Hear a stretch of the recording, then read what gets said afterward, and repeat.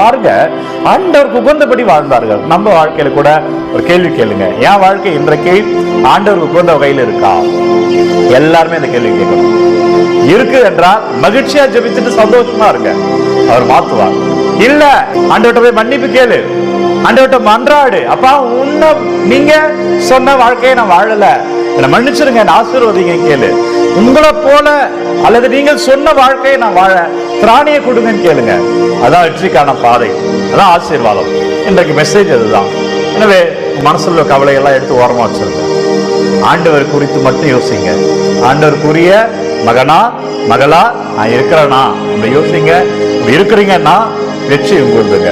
இந்த வாழ்க்கை உங்க வயப்படும், இந்த வாழ்க்கை உங்கள் விசாலமா இருக்கும். இந்த வாழ்க்கையில நீங்க அதிசயங்களை பார்ப்பீங்க, உங்க குடும்பம் ஆசீர்வாதமா இருக்கும், நீங்க நினைச்சது நடக்கும் என்றால் அவர் கிருபை உங்கள் மேலே. சொல்லிப்போம். நன்றி அப்பா, இந்த நாளுக்காய் நன்றி செலுத்துகிறேன்.